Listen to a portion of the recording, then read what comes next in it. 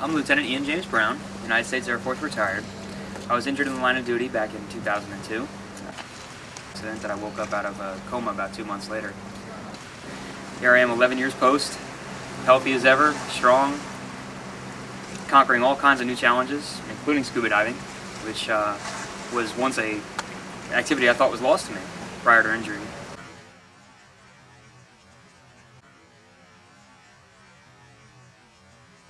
Here came the organization Diveheart, and I joined one of their very first training sessions, their Discover Scuba event that we had several months ago.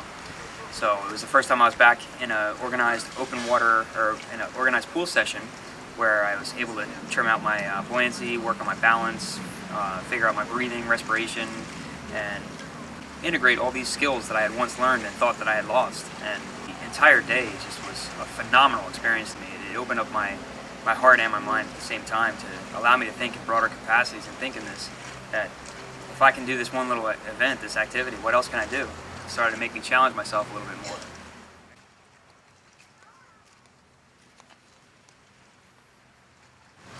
I had been dealing with pain ever since my injury. I had severe neurospinal pain, and I didn't want to go on either of the two options. You could either live your life medicated and fuzzy and in a haze, but ignore the specific pain, which also blocks out all the other pains in your body, which might be signaling signs that you need to go get medical attention. Or you could take plan B, which I took, and that was basically live with the pain. Learn to adapt, grit your teeth, bear it.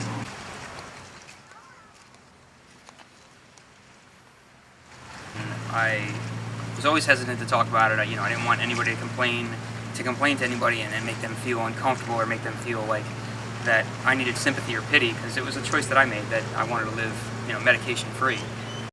And then I came down into Cozumel, Mexico, and had my first time swimming open water for extended periods of time. Yesterday I did a dive that was 70 minutes long, and it was absolutely gorgeous, because I felt this feeling of this lack of overbearing doom that I always kind of felt in the subconscious. And it took me a while to figure out what this was. I felt this euphoric feeling that everything was just bliss, and I just had this complete freedom. And it, though difficult to place, after a while I realized it wasn't just nitrogen narcosis at the bottom of the ocean. It was actually that I was living pain-free for the first time in 11 years.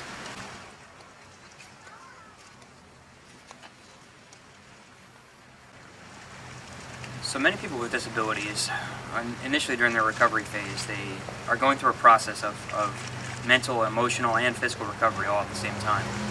And dealing with anything alone is significantly more difficult than finding support. And that's one of the things I found in Diveheart, that people that are dealing with tremendous circumstances find this sense of community and support and help. This kind of breaks down all of those barriers, throws them aside, and gives you the opportunity to go and do things way outside the box, outside of what you think that might be your current limits, outside of what able-bodied might set their limits as.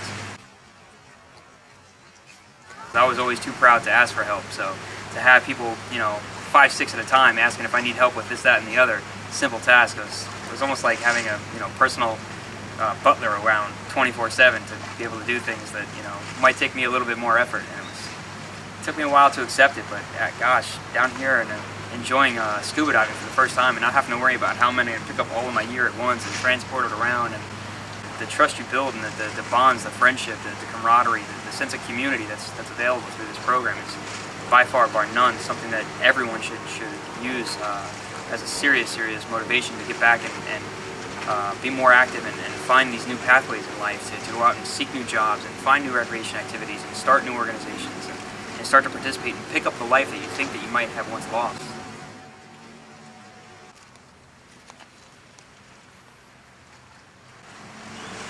So one of the beautiful benefits of scuba diving is you're once neutrally buoyant. You're in an environment where there's zero perception of gravity. We call it a zero gravity environment. You don't feel the weight and pressure of everything around you. And sitting in a wheelchair all day, I can speak firsthand to the fact that you get this overwhelming sense of pressure on your spine the entire time. And the zero gravity environment reduces all of your stress and your pain, your tension. The benefit I see beyond just the medical side of it is you're in this other world. It's unnatural for everyone, but it's a great equalizer. Humans will never be as adept as fish and sea mammals. And in the water, all the fish know it. But in the water, the fish have a difficult time telling the difference between a disabled scuba diver and an able-bodied scuba diver. And I think that's one of the great things. All summed together, it's just this phenomenal experience that absolutely everyone should experience. People with paraplegia or injuries to their central nervous system can sometimes have thermoregulation issues. My body doesn't thermoregulate. By that it means if I'm cold, my body won't naturally shiver below my level of injury, and if I'm hot, my body won't naturally sweat below my level of injury. We call this system the autonomic dysreflexia, and it's your body's way of finding a way to signal you that there's something wrong. Now you have no clue what it's trying to tell you. It could be something as small as a hanging toenail. It could be your blood pressure is being reduced to your feet. It could be that you're too hot, you're too cold, your bladders, your bowel is full, and your stomach's distended, or you have some kind of internal injury. Well, a lot of the medical professionals think that it would be a difficult thing to do, scuba diving that is, would be difficult because of the thermoregulation issues. Because you're going into an aquatic environment where the sea is colder than your outside body temperature, and one of the things that we use to counter that is the wetsuit and the multi-layered approach. And you can vary the thickness and the layers so that you have more and more safety in the water. And also, you can always ascend the second you start getting cold. Come back on the boat, dry off, warm up, and lay out in the sun.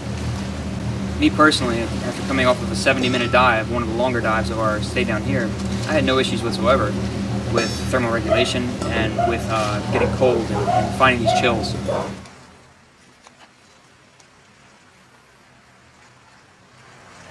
And later on, I'm going to run it by a couple of the guys in my research department to see if there's medical validity behind it, but I also want to talk about the vasodilation and constriction of the cells in your body and helping motility of cerebrospinal fluid and your gastrointestinal and gastroenterology systems, because I think the benefits beyond this are far more profound than simple pain management, which even in and amongst itself is a massive endeavor to tackle.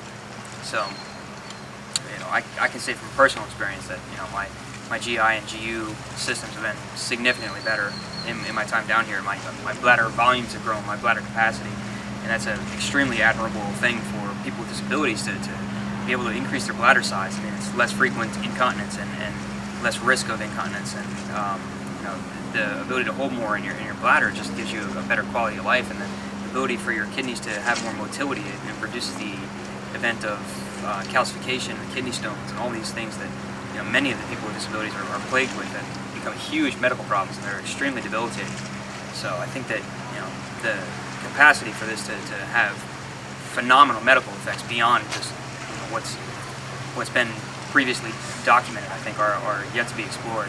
It's going to be interesting to follow along those paths.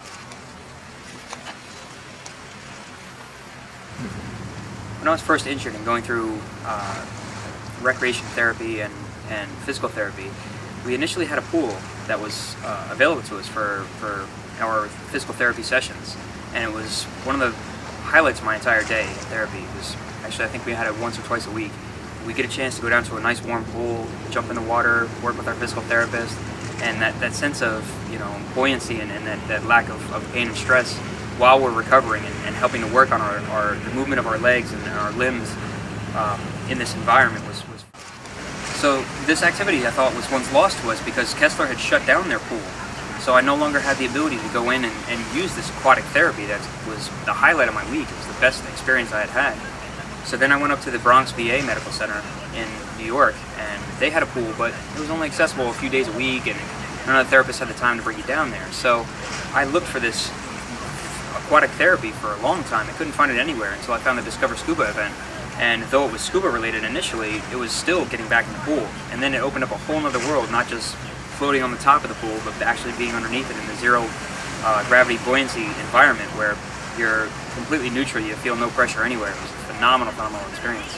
And we're hoping that if the Diveheart vision comes true, we'll have this aquatic therapy for everyone, of every level of ability.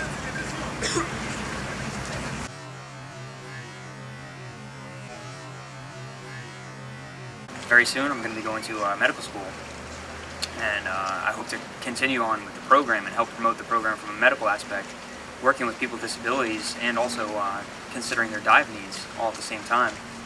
So I think it's going to be a phenomenal endeavor working in the future with Diveheart and with other people with disabilities. And I encourage everyone of every level of ability, whether perceived disability or not, to come on out and give it a shot. You don't even have to jump in the water and go underwater. Just see what we're about first. Take the first steps. Just learn a little bit. I can assure you, you're going to have a much better time than you would ever imagine.